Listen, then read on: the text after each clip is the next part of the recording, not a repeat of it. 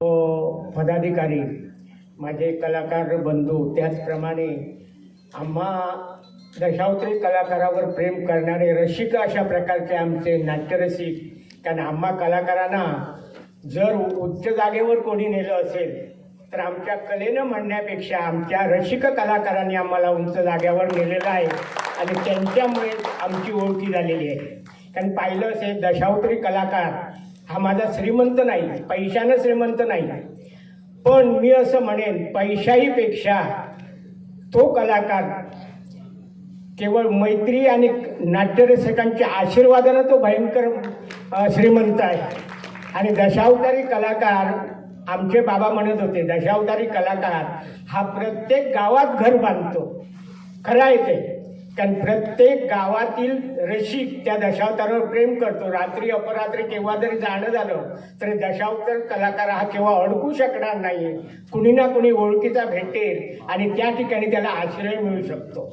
हे मी थोडक्यात सांगितलं. आता ते म्हणाले काहीतरी एक संवाद सांगावा, तर मी असं म्हणतो की कुंती आणि कर्ण, ज्यावेळी कुंती कर्ण यांचा संवाद चालतो आणि ज्यावेळी 18 दिवसाचं महाभारत युद्ध चालू असतं, भीष्म पडलेले असतात आणि सेनापतीचा अधिकार हा कर्णाकडे दिला जातो.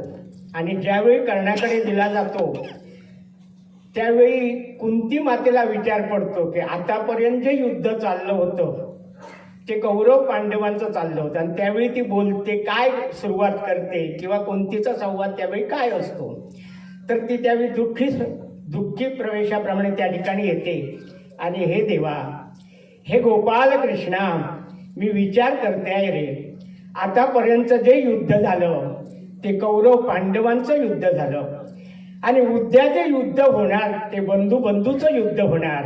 देवा, काय रे हा प्रसंग माझ्यापुढे उभा केला.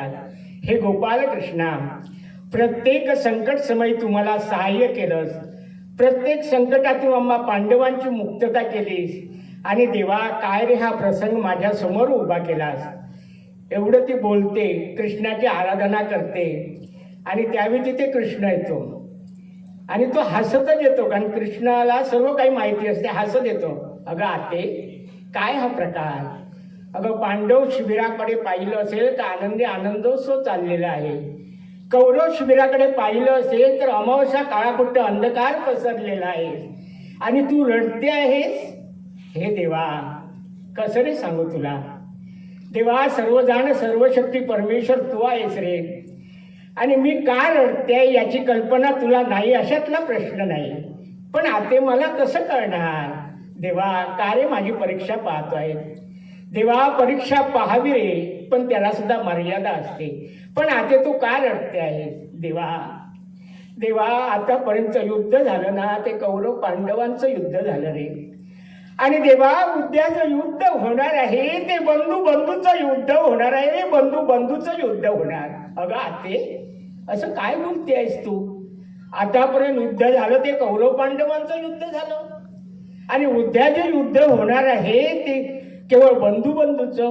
होय देवा, याचा अर्थ तुला माहिती नाही. मला माहिती असतं तर मी तुला का विचारलं असतं. मग बंधूचं युद्ध हे कसं काय होणार आहे. मग ऐक कृष्णा, आज मी तुला सांगते कुंती कृष्णाला कर्ण तो पांडव रे पहिला. सांगते कुंती कृष्णाला कर्ण तो पांडव रे पहिला. 9 मास मी जपला उदरी, 9 मास मी जपला उदरी, परिण घेतला आडवा पदरी, परिण घेतला आडवा पदरी.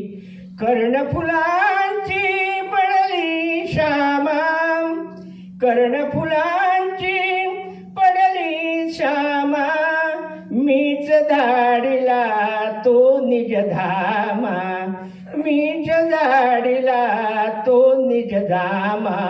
सांगते कुंती कृष्णाला कर्ण तो पांडव रे पहिला सांगते.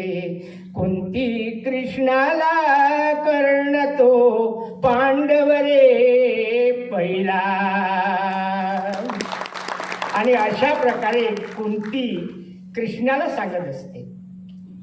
आभारी, धन्यवाद.